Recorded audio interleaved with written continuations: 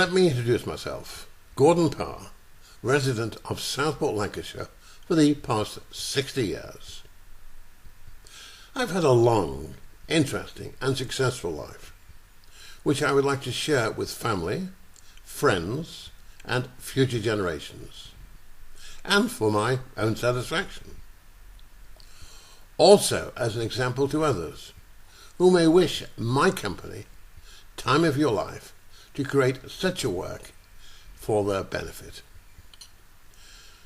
Born on the Merseyside in 1935, from loving and caring parents, Gordon and Eleanor, with a younger brother Charles, I was educated on the Wirral and Liverpool. In January 1953, at the age of 17 years, I joined the Household Cavalry, the Royal Horse Guards, on a 3-year contract with 22 years on the reserve. My late wife, Begina, once asked me, what was the most memorable day of your life? My response, the coronation of 1953. I'm very proud that my son Mark followed me into the regiment, serving over 20 years. After 18 months, I transferred to the military police and served in London, Paris, and at the 1955 Four-Power Conference in Geneva, protecting Prime Minister Anthony Eden. Due to my military police background and seeking adventure, I was well qualified to join the Colonial Police, so join I did. Initially on probation in Southport for a year, and then a posting to Bermuda. However, after 2 years of policing, I resigned. On arriving back in the UK, I joined IBM in Leeds as a salesman. After 3 years, I was offered a transfer to Toronto. However, on arriving in Canada, I never took up the position. Instead, my girlfriend Mary joined me, and for the best part of a year, we travelled across North America, returning to the UK via New York in December 1960. I joined NCR as a salesman in the north of England, selling accounting machines. I was a good salesman, and after 3 years was offered the most sought-after position of manager for Mauritius. Just 29 years of age, there followed 3 of the happiest years of my life. Marriage to Begina, a beautiful 20-year-old talented German girl, who was to be my wife for 32 years, and who gave me 2 wonderful sons, Gordon and Mark.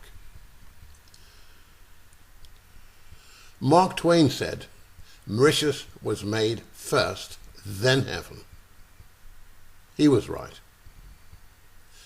However, all good things come to an end, and I was promoted to Hong Kong as NCR manager in August 1967. Wanting to control my own destiny, and realizing the great potential of importing to the UK from Hong Kong, I resigned, cashed in the pension and savings, sold the Mercedes, and returned to Southport to set up in business. The year 1968, and until my retirement in 2000, I developed a number of very successful businesses in the UK and internationally. Marcus Fashion Wigs, Everlash Individual Eyelashes, Jeans and Thing Boutiques, Voyager Travel and Adventure Wear, my Lonsdale brand being registered and marketed in over 20 countries. In 1994, the Lonsdale Rugby Tube was the winner of the Packaging Design of the Year award and was displayed in the Design Centre, the Haymarket, London, for 12 months. Worldwide multi-million pound turnover resulted in invitations to Buckingham Palace and Downing Street to meet Margaret Thatcher, with invitations to join trade missions worldwide.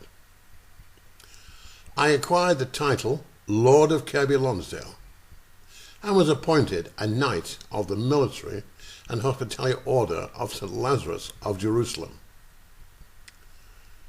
My efforts and the support of my family and business colleagues resulted in beautiful homes in Southport and Sarasota, fine cars and holidays worldwide.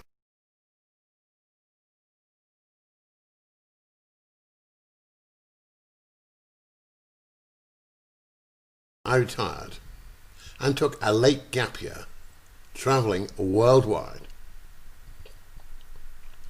On returning to Southport and feeling that I still had much to offer, I offered my services to the cruise industry, initially as a lecturer, then as an art director for P&O. My most memorable cruise, the 2005 Around the World in 80 days on P&O Oriana. During this time I developed my Texograph embellished portraiture business, and working with ship's photographer Ocean Images, marketed the concept on the ships of Crystal, Celebrity and Holland America for 8 years. In 2012, one of the companies for whom I lectured asked if I could provide a dozen lecturers for a season for one of their ships. This resulted in the forming of the Cruise Lecturers Association and resulted in hundreds of associates and their guests cruising worldwide. Looking back over a full and prosperous life, I've enjoyed a long and happy family life, served and contributed to the wealth of the country, travelled the world, brought pleasure to many, and been responsible for a great deal of employment. It's all been rather lovely.